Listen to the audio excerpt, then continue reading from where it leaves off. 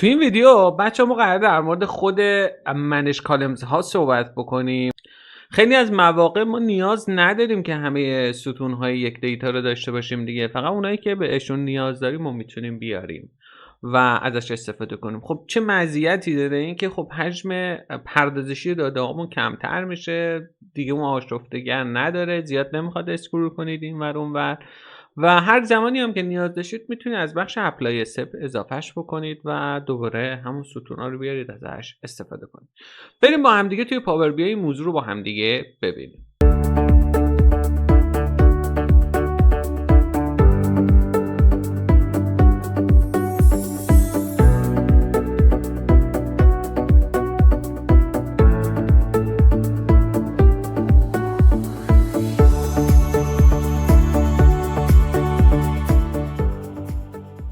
من امیر هنرمندم. بچه قراره تو این ویدیو در مورد منیج کالم‌ها صحبت بکنیم. اگر علاقه داری به این سبک از ویدیوها دکمه سابسکرایب رو بزن، زنگوله کنارش روشن بکن که اگر ویدیو جدیدی آپلود شد شما جز اولین نفراتی باشید که این ویدیو رو دریافت میکنید و میبینید. خب تو بخش منیج کالمز ها ما دو تا گزینه داریم به اسم چویس کالمز که خودش زیر مجموعه داره که چویس کالم و گو تو کالم رو داره، و گزینه ریموو کالم که خب ریموو کالم داره و ریموو اودر کالم. خب بریم بخش اول چویس رو ببینیم.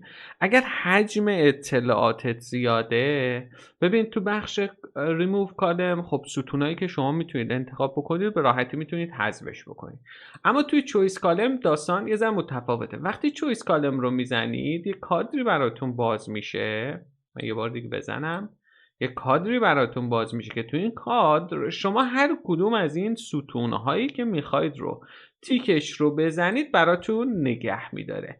اما دقت بکنید که توی اپلای استپ چه گزینه‌ای رو براتون درج میکنه. به محض که اوکی میکنم میشه چی؟ ریموو اودر کالم، یعنی بقیه ستونا رو حذف کرد. آیا میشه دوباره اینا رو برگردون؟ بله، شما توی اپلای استپ اول از این میتونید ضبطش رو بزنید کلا کنسل کنید، استپ کارایی رو کلا براتون حذف میکنه، یا میتونید از این حالت آپشنش استفاده بکنید و دوباره بیاید ستونایی که میخواید رو انتخاب بکنید. خب در اصل چه اتفاقی افتاد؟ من برمیگردم به حالت اول.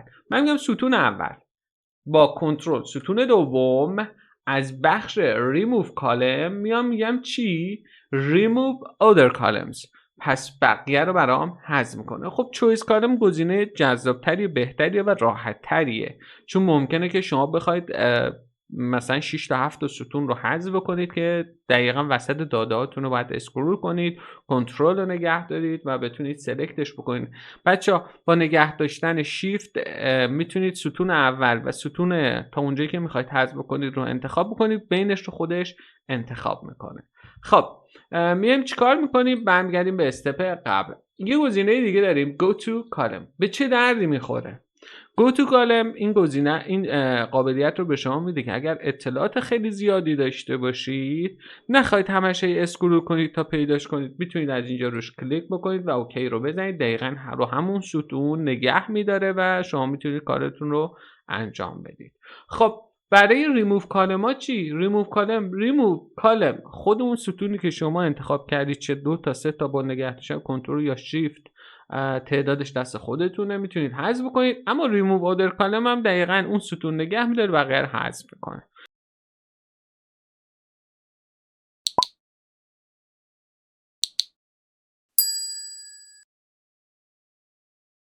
یعنی برعکس هم کار میکنن. ریموو کالم اون ستونی که شما سلکت کردی رو حذف میکنه، ریموو اودر کالم اون ستونی که شما سلکت کردی رو نگه میداره، بقیه رو حذف میکنه. حالا اینکه انتخابش چجوری باشه دست خود شماست. روی ستون ها هم بچه‌ها ما مواردی که بالا داریم توضیح میدیم رو ستون ها هم وجود داره. نگاه کنید، ریموو داره، ریموو اودر کالم داره، یعنی برای راحتی و سهولت کار این موارد رو روی ستون هم براتون قرار داده. اما خب ما تارگت اصلیمونه که ابزار بالا رو براتون توضیح بدیم.